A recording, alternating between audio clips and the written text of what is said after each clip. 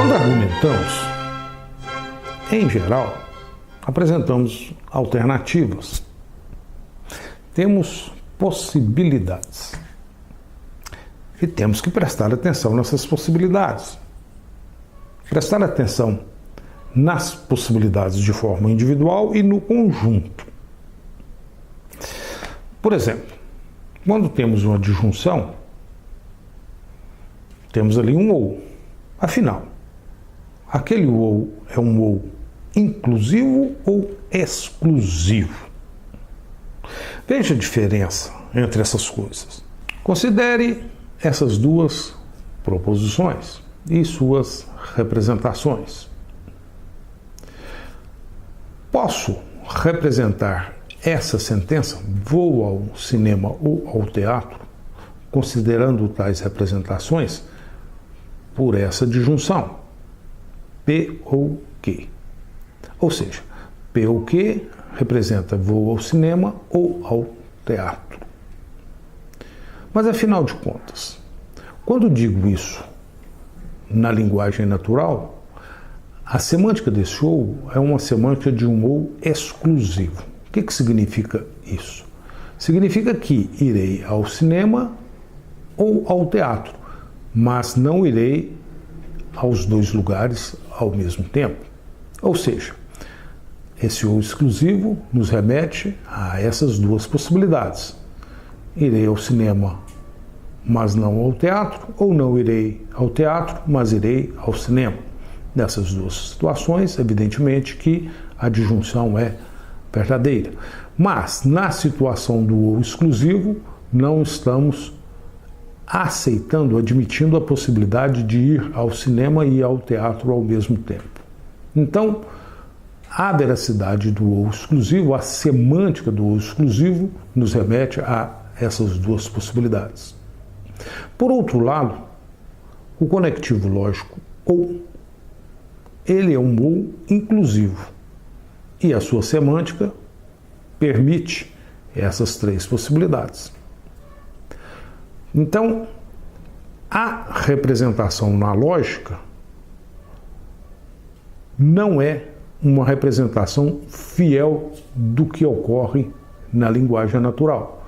Na linguagem natural, em geral, temos o ou exclusivo, e na lógica o que temos é o ou inclusivo. Vamos continuar falando de possibilidades. Excluir possibilidades é uma forma válida de argumentação. Ou isso ou aquilo. E aí eu excluo uma dessas possibilidades e fico com a outra. Olha, isso é uma forma válida.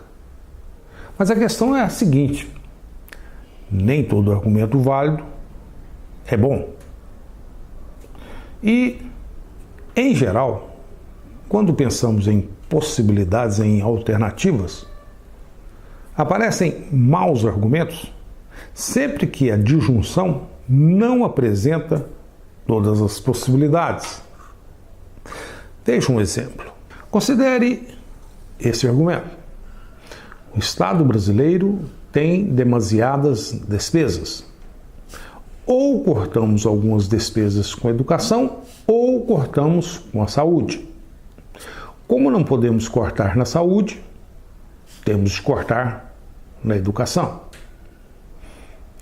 Vamos esquematizar esse argumento. Primeiro, essa proposição é uma premissa. Temos que cortar despesas é a conclusão. Ou seja, se temos muitas despesas, isso implica que precisamos cortar despesas.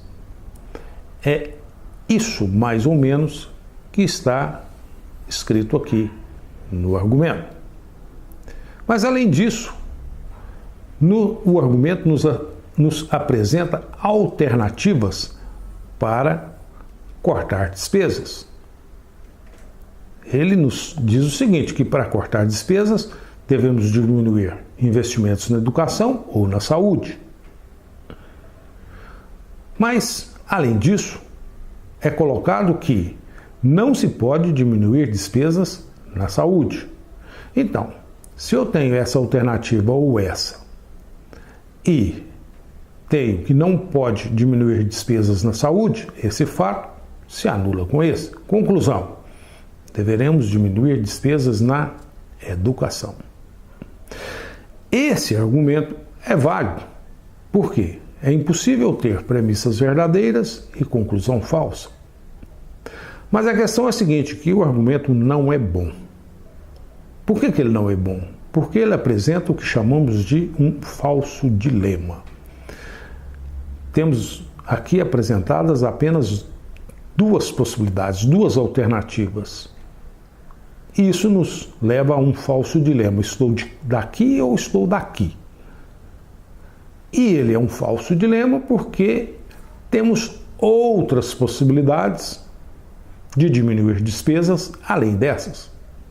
Podemos, por exemplo, diminuir despesas com os deputados, com os senadores, com as mordomias dos funcionários públicos. Aliás, esse é o nosso sonho. Então, temos aqui um falso dilema, porque as alternativas não contemplam todas as possibilidades. Um falso dilema é uma disjunção que parece verdadeira, mas que não é. Por que não é? Porque ela não apresenta todas as possibilidades. A disjunção, de forma falaciosa, apresenta apenas algumas possibilidades e esquece o resto. Cuidado com falsos dilemas. Para evitá-los, temos que usar nossa imaginação para procurar outras possibilidades.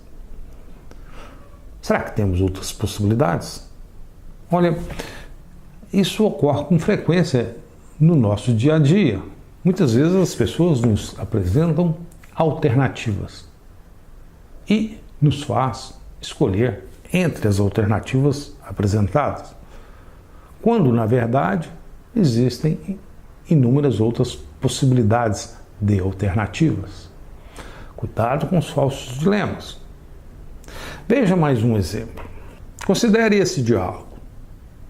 Inicialmente, Zé diz o seguinte: já soube que vão autorizar a construção no Parque Nacional de Itatiaia de mais um grande hotel?